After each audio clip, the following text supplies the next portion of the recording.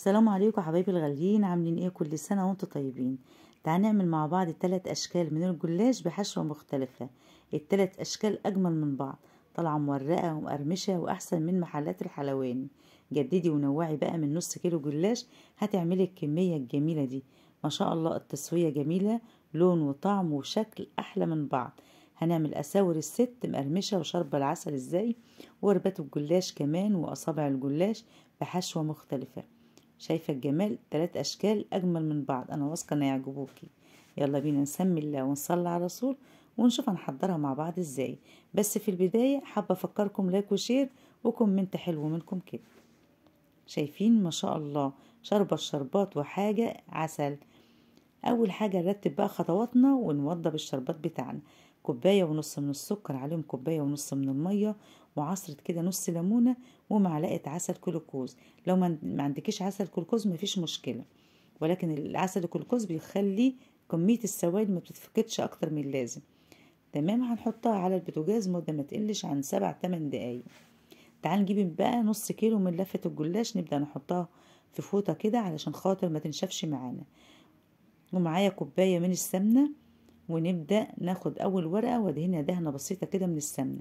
على فكرة أنا مش هناخد السمنة دي كلها، بعد ما اخلص لفة الجلاش أو نص لفة الجلاش هنبدأ نقولك أخدت سمنة قد إيه بالظبط.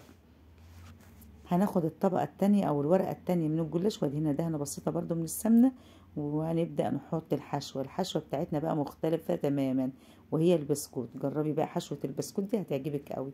وحطيت عليها حبة كده من الكنافة المتحمرة. تمام، معايا حبة من الكنافة على حبة من البسكوت، وبدأت أحشيهم معايا في الجلاش. جربيها بالبسكوت حاجة تانية خالص، الطعم كده من الآخر. هنبدأ نحط كمية كده من الحشوة المناسبة في قلب الجلاش بالطول كده، ونبدأ نطبقها زي المربع كده. شفت سهلة ازاي ومش بتاخد معاكي وقت؟ تمام، هنبدأ معايا الصينية مقاس 30 في 40، هتكون دهنها دهنة بسيطة من السمنة، وابدأ احط اول شكل، يعتبر كده اول شكل، بس هعمله معاكم كمان مرة. هنجيب اول ورقة ونبدأ ادهنها بدهنة بسيطة من السمنة، واحط كمان عليها ورقة، حابة تخليها 3 ورقات. تمام، كل ما بتلفيها اكتر كل ما بتورق معاكي، وكمان هتبقى دايبة ومقرمشة وحاجة كده من العسل. شايفاه ما شاء الله.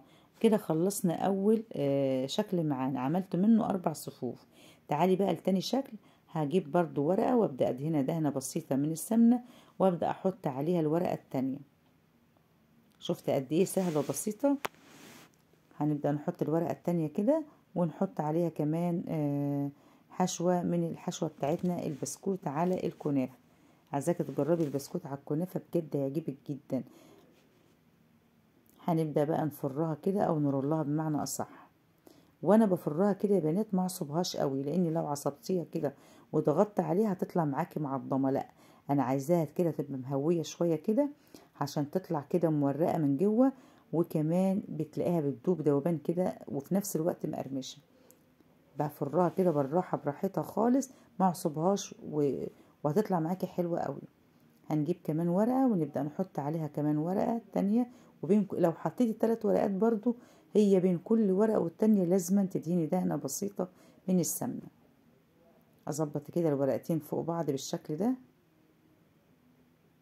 واحط الحشوة بتاعتي بقى. حابة تخلي الحشوة بسكوت بس او كنافة بس براحتك، ولكن الميكس ما بين البسكوت والكنافة بتبقى طعم حلو قوي. شايفة بفرها ازاي؟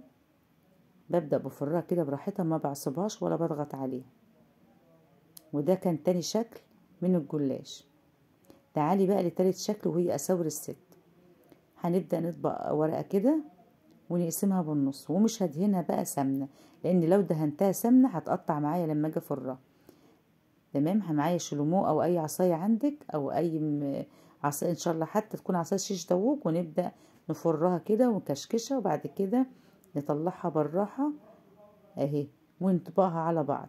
طبعا الحته اللي انا سايباها بسيبها قاعده للاساور اللي انت شفتيها دي. هنعمل معاكم كمان مره. نبدا نداش الميه بنات تخين شويه، ونبدا نفرها كده بالراحه، ما نعصبهاش او اضغطها، وكشكشها كده بالشكل ده، ونبدا نعملها زي الدايره كده، والحتة اللي بيبقى سايباها لتحت ديت بيبقى سايباها قاعدة للأساور بتاعتنا. كمان واحدة اهي، هي ورقة واحدة بس هتعمل لي 2 من أساور الست. بحط كده اي حاجة عندك، اي حاجة مجهزاها للمطبخ للشكل ده. شايفة جميلة ازاي؟ ما دهنتهاش اي حاجة، لان انا لو دهنتها سمنة وجيت كشكشتها بالشكل ده هتقطع معاكي. هكشكشها كده وهي من غير سمنة. شايفة الشكل طالع جميل ازاي؟ وبس لها حتة كده في الاخر بتبقى كقاعدة للأساور بتاعتنا. وطبعا هنبدأ نرصها في الصينية. وده تالت شكل، دول التلات اشكال احلى من بعض. عملنا اساور الست، وكمان وربات الجلاش واصابع الجلاش، ودي كله بالحشوة الجميلة اللي انا قلتلك عليها دي. هنبدأ ناخد بقى كده نبدأ بقى ناخد السكينة بوز السكينة كده، ونبدأ نقطع اصابع الجلاش الحتة اللي انت عايزاها، كل صباعين كده. عايزاها تطوليها تقصريها براحتك. شايفاه ما شاء الله حلوة قوي. هنبدأ برضو اللي هي وربات الجلاش دي هنبدأ نعملها 7 8. مرة كده، مرة شمال ومرة يمين. طبعا مش هاخدها بس حابة تاخديها بقى السكينة كلها، تاخد ال4 سطور كده مع بعض تمام. حابة بقى تعملها ببوز السكينة واحدة واحدة كده براحتك، على حسب ما انت ايدك يعني ايه تاخد.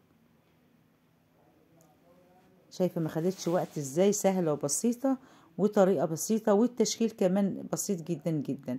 التلات اشكال احلى من بعض، هيعجبوكي جدا جدا. وكمان حققت يعني مش هتاخدوا وقت، حرفيا كده 10 دقايق تكوني مخلصاه. وبعد ما خلصنا التقطيع بنجيب بقى بقية السمنة اللي معانا، ونبدأ بقى نحط سمنة فوق الوش، عشان لما تيجي تستوي كده تلغلغ كده جوه الجلاش، وتطلع كده دايبة معانا مش معضمة، لان احنا عاملينها بطريقة حلوة جدا، مش عصبينها واحنا بنفرها. خدت قد ايه سمنة معانا؟ خدت نص كوباية بالظبط. نص كيلو جلاش اخد معايا نص كوباية. هدخلها الفرن على درجة حرارة 180، ومن وقت للتاني ابدأ اداير الصينية عشان تطلع لونها موحد. شايفاه ما شاء الله حلوة قوي. هندخلها بقى الفرن على درجة حرارة 180. خدت بالظبط معايا يا بنات تلت ساعة، من تلت ساعة ل25 كده دقيقة. ليه؟ علشان ما نعليش عليها النار وتاخد لون وهي تبقى بيضة كده من جوه. لا، انا خليتها على نار هادية، ومن وقت للتاني بدأت اديرها كده لحد ما طلعت باللون الجميل ده. الجلاش معايا سخن والشربات طبعا بارد، لان احنا بدأنا كنا عاملينه من ايه، من قبل ما ابدأ تشكيل. تعالي شفتي نص كيلو من الجلاش عمل لي كمية قد ايه؟ حلوة جدا جدا. نوعي بقى، نوعي وشكلي بقى، وهنعمل كام شكل حاجة كده في منتهى الجمال. شايفة وربات الجلاش وأساور الست وأصابع الجلاش، التلات أشكال أجمل من بعض بجد، حلوة جدا جدا، مقرمشة ودايبة وفي نفس الوقت كده مورقة، بجد أحسن من بتاعة الحلواني. جددي ونوعي من نص كيلو جلاش عملنا الكمية الجميلة دي. شايفة شرب العسل ازاي؟ وبكده خلصنا الفيديو بتاعنا، يا رب تكون استفدت منه. ولو عايزة اشكال كتير من الجلاش اكتبيلي في التعليقات. وكل سنة وانتم طيبين، اشوفكم على خير، سلام عليكم.